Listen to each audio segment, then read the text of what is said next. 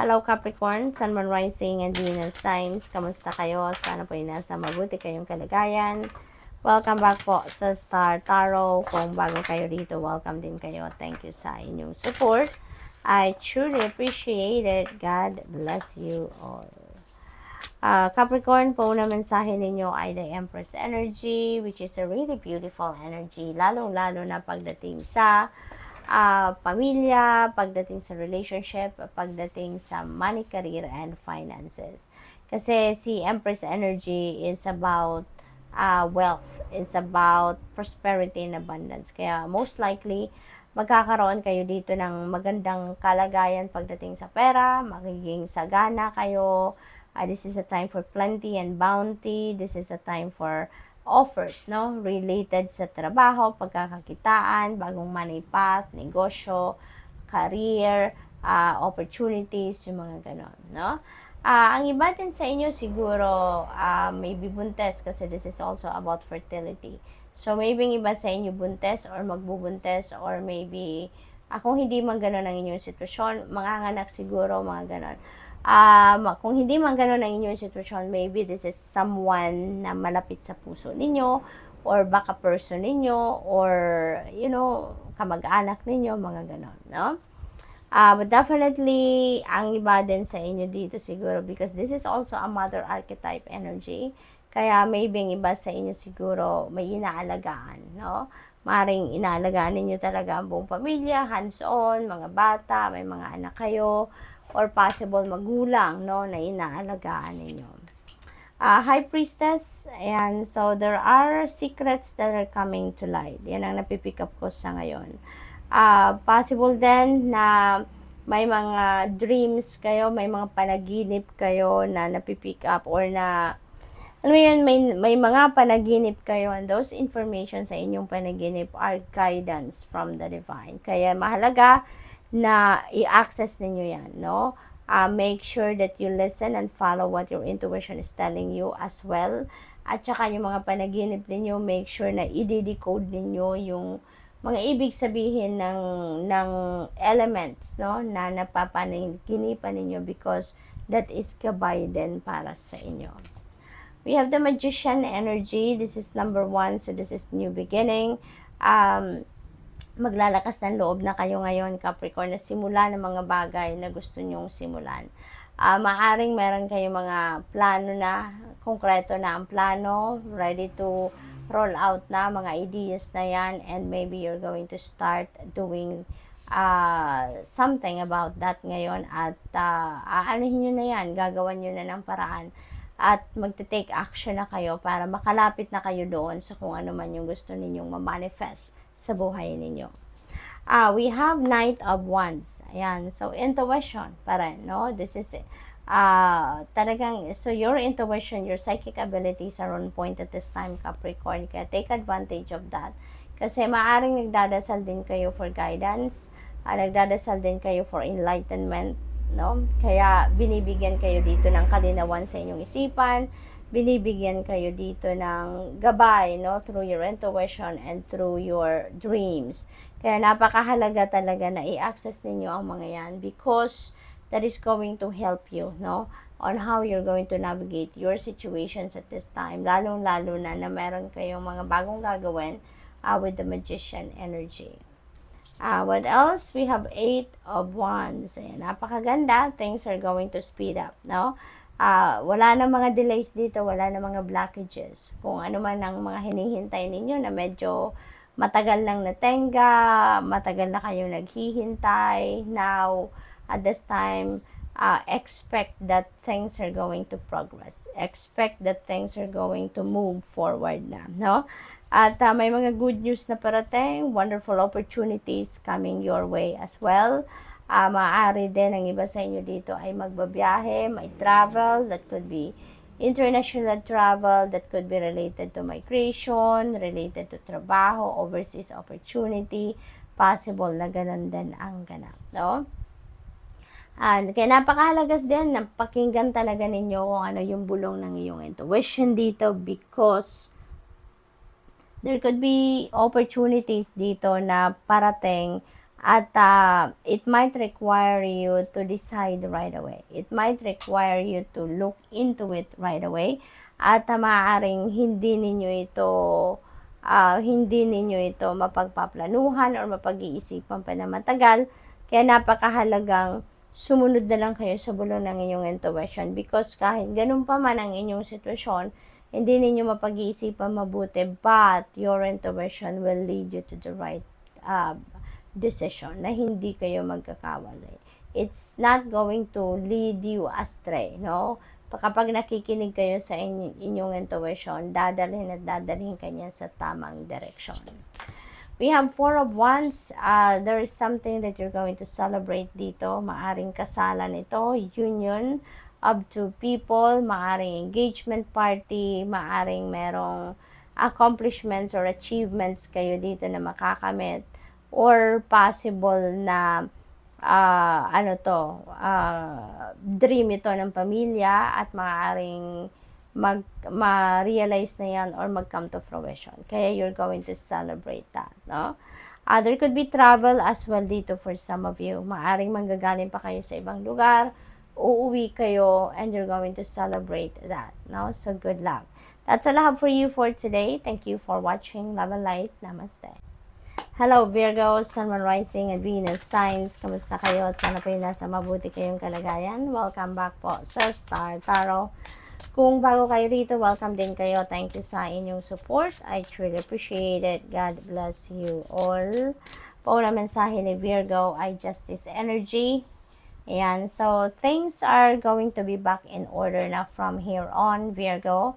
Magkakaroon na ng balanse ang buhay ninyo. Unti-unti, aayusin nyo na ang sistema sa buhay ninyo sa ngayon. Kasi maaring recently or in the past, may mga distractions, or maybe you can't focus on the things that you've been focusing on before kasi nga may mga distractions, may mga bagong ganap sa buhay ninyo. But ngayon, you are going to bring that order back in your life.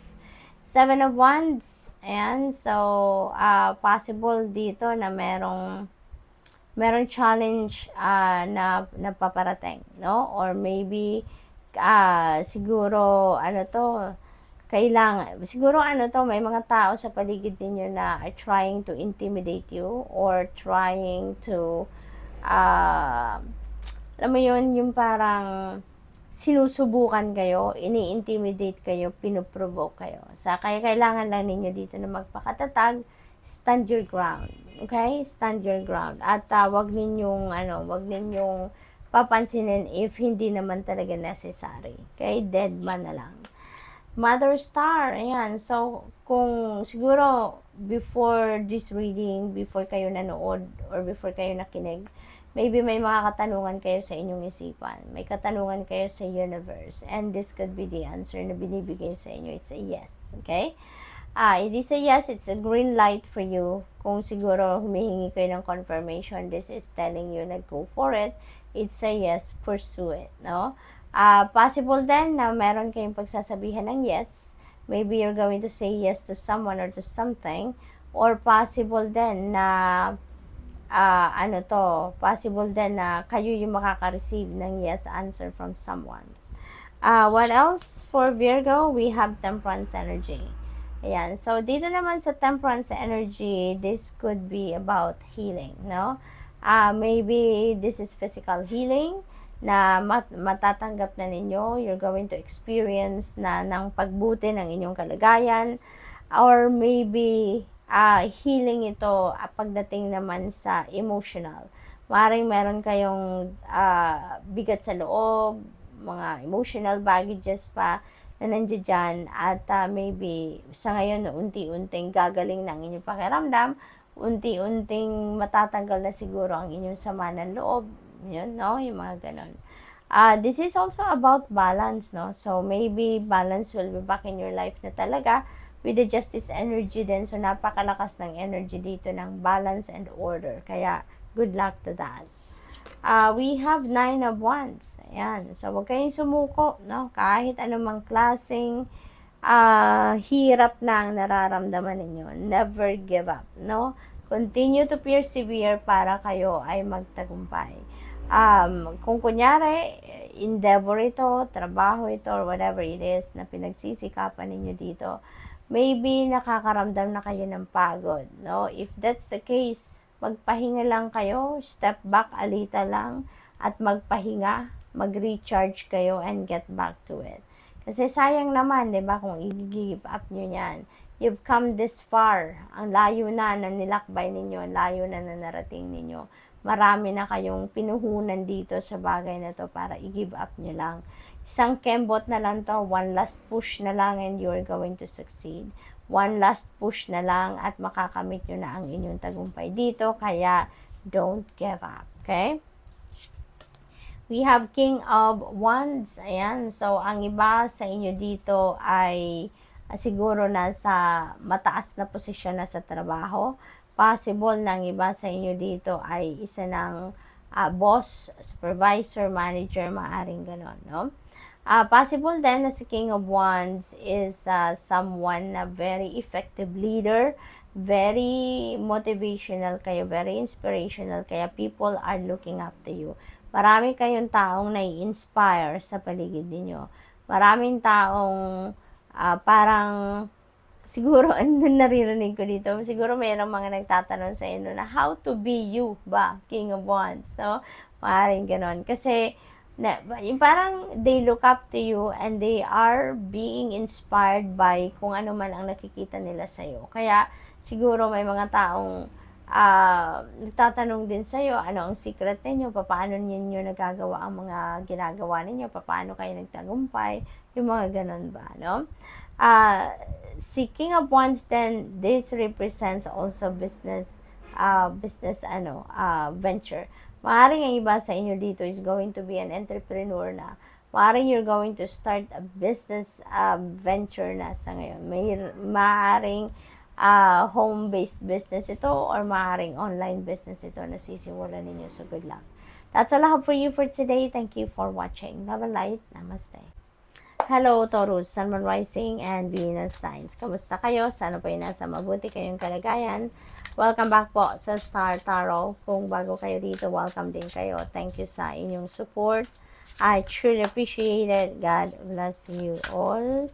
Taurus, po na mensahe ninyo ay Knight of Pentacles energy. Ayan. So, dito sa Knight of Pentacles, maybe you are thinking of investing your money. No? Parang nag-iisip kayo, nagdi-discarte kayo on how you're going to grow your money, how you're going to invest, how you're going to reach that point na may enjoy nyo na yung inyong prosperity and abundance. Yung ganun. So, you're making plans sa ngayon, no? Taurus. The Lover's energy, decision making is yun ang kinakaharap ng iba sa inyo dito. And kung ano man ang decision na yan, maaring related yan sa inyong relationships. Maaring related yan sa inyong love and romantic relationship or siguro sa kaibigan or relationship ninyo with pamilya. So, maaring along those lines, no, ang mga pinag-decision na ninyo sa ngayon. Possible din na related ito sa inyong relasyon talaga, no? Maaring sa ngayon, if you're in an established relationship, maaring may mga pag-uusap na kayo about pag-aasawa, pagpapakasal, pagsisimula ng pamilya, something like that. Or kung paano siguro wino-work out din ninyo ngayon kung paano kayo na mas magiging harmonious pa ang relationship, mas magiging loving pa, yung ganun understanding of each other.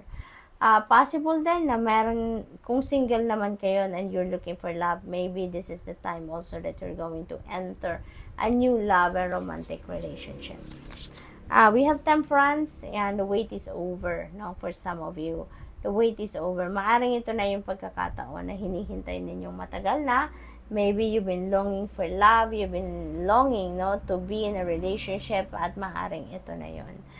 This could be about healing, no? At ang healing na to, maybe hindi lang physical healing, pero possible din na emotional healing din ito. Kasi maaring meron din kayong mga heartache or heartbreak na pinanggagalingan at ngayon, ano, siguro matatagal na din yung mga bubog sa dibdib ninyo and you are ready to move on. We have Eight of Pentacles. This is really beautiful kasi this is reward, no? Financial reward, merit, mga ganon, na matatanggap ninyo from your trabaho. Maaring meron ditong accomplishment kayo sa trabaho and you will be rewarded. Maybe yung dedication ninyo, yung commitment ninyo will be rewarded financially then sa trabaho. Kaya you will be reaping the rewards of your hard work dito. Magkakaroon kayo dito ng reward, merit, mga ganon, recognition sa trabaho. Possible din na meron kayong accomplishments or achievement dito. Kaya mabibigyan din kayo dito ng pay raise, ng bonus, mga ganon, or even promotion. King of Cups, maybe you're going to embody the energy of King of Cups at this time, Taurus. Si King of Cups is someone na very empathic, very intuitive, sensitive, warm-hearted, very charismatic, very compassionate siya, no? Napakalaki ng puso, and maybe ganun kayo sa ngayon, Taurus. Maaaring may mga taong lalapit sa inyo dito at hihingi ng tulong